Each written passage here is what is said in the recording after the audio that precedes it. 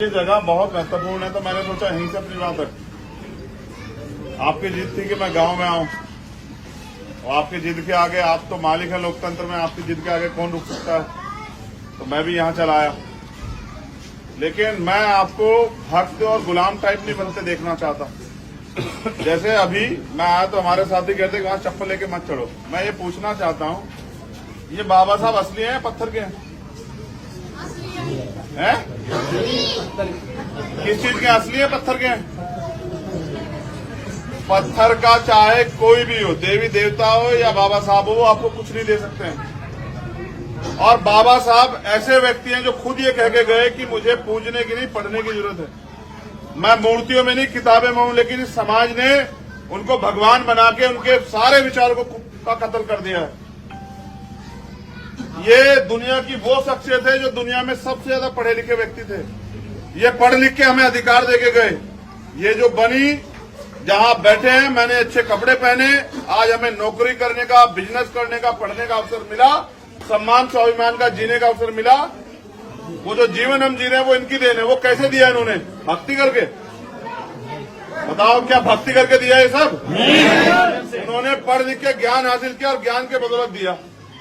लेकिन आज हमारे लोग उनके विचारों पे ना चल के, उनकी भक्ताई करके, उनके पैर छू के सोचते हैं कि सफल हो जाएंगे। मैं आपको पूरी जिम्मेदारी से कहता हूं, आप मेरे ऊपर भरोसा करते हैं? इनके पैर छू के, इन पे माला चढ़ा के आप में से कोई भी व्यक्ति कामयाब नहीं हो सकता। इनके नाम पे जय भीम के नारे लगा के, डीजे बजा के, नाच के आपका कभी भला नहीं हो सकता है। अगर आप कामयाब होना चाहते हैं तो इनके विचारों पे चलने का काम कीजिए और इनके विचारों को आगे बढ़ाने का काम कीजिए। बाबा साहब पहले वो शख्स थे जिन्होंने कहा आजाद भारत में कि मैं किसी भी समाज की उन्नति उस समाज में रहने वाली महिलाओं की उन्नति से मानता हूं।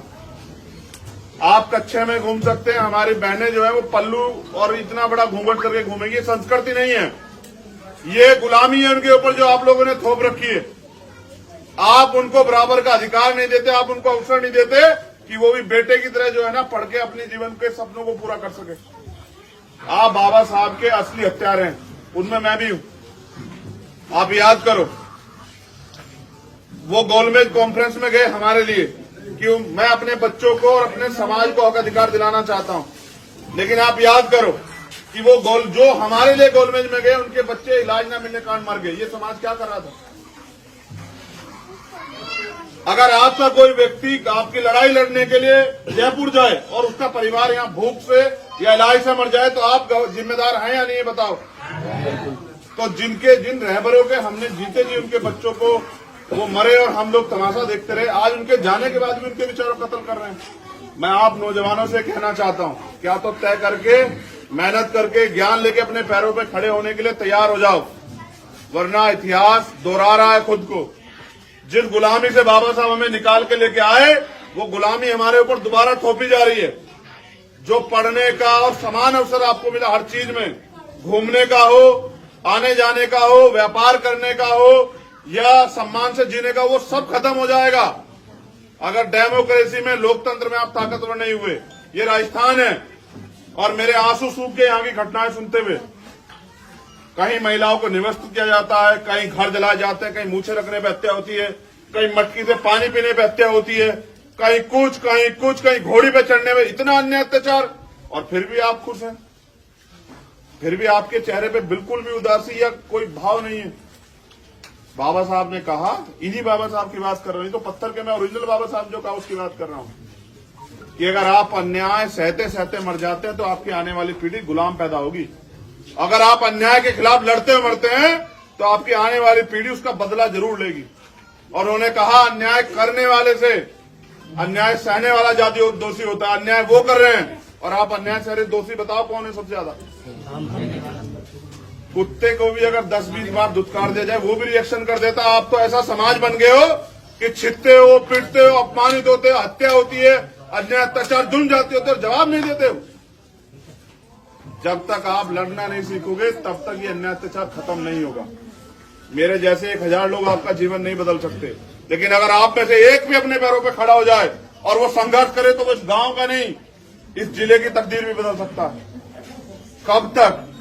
अभी मैंने एक साथी से पूछा आते हुए, मैंने कहा क्या करोगे, तो कह रहा कि मैं तैयारी कर रहा हूँ नौकरी की। अच्छी बात है, वो अपनी जिंदगी बदलना चाहता है, लेकिन वो नौकरी करके करेगा क्या? सिर्फ अपने परिवार का भला? अगर वो सामाजिक नहीं है, अगर वो अपने समाज के दुख दर्द को नहीं जानता, नहीं समझता, उनके लिए नहीं कुछ करना चाहता, तो उस नौकरी से अपना पेट पाल सकता है, समाज को आगे नहीं बढ़ा सकता। तो इसलिए मैं आपसे कहता हूं नौजवान साथियों, मुझे भी पूजना बंद करो। मैं आपको पैर छूने वाला समाज नहीं, पैर पकड़ने वाला समाज नहीं, पैरों पे खड़े होने वाला समाज देखना चाहता हूं। और पैरों पे नहीं होगा, 10 मिनट जय भीम के नारा लगाने से भी कुछ नहीं होगा, 10 मिनट बाबा साहब की बात करने से भी कुछ नहीं होगा, और इनके पैर छूने से भी कुछ नहीं होगा। मैं ये कह रहा हूं, जो आपके यहां सबसे ज्यादा विद्वान हो, 1 साल के लिए उनको इनके पैरों में बिठा दो, बताओ अगर उसको 1% भी ज्ञान मिल जाए। लेकिन इनके लिखी एक किताब को पढ़ के देखो तो आपको पता लगेगा कि उनके 4 बच्चे कुर्बान हो गए, उन्होंने भूखे रह के हमारे लिए लड़ाई लड़ी, उनकी पत्नी चली गई, उनका सम्मान चला गया, और उन्होंने कहा 56 में 6 दिसंबर को गए, लेकिन वो 18 मार्च को कहते हैं अपने जाने से कुछ दिन पहले कि मैं इतने अन्याय, इतने अत्याचार, इतने आरोप, इतना अपमान सा कि कारवा को यहां तक लेके आए कि आज आप अच्छा जीवन जी रहे हो। अगर आप इसको आगे नहीं ले जा सकते तो उसको पीछे मत जाने देना। आज हम वापस धंसते जा रहे हैं, ना रोजगार है, ना महंगाई पे लगाम है, ना अच्छी शिक्षा मिल रही है, ना अन्य अत्याचार खत्म हो रहे हैं, फिर भी हम लोग नहीं जाग रहे हैं। तो मैं अपने नौजवान साथियों से अपील करता हूं, मैं अपनी माताओं बहनों से भी अपील करता हूं कि वो अपने महापुरुषों को पढ़ना शुरू करें। मां सावित्रीबाई फुले को पढ़ें, मां रमाबाई को पढ़ें, मां फातिमा शेख को पढ़ें, मां झलकारी बाई को पढ़ें, मां अवंतिकाबाई लोधी को पढ़ें। वो अपनी माओ को, असली माओ को, नकलियों को तो इतने साल से पढ़ रहे हैं।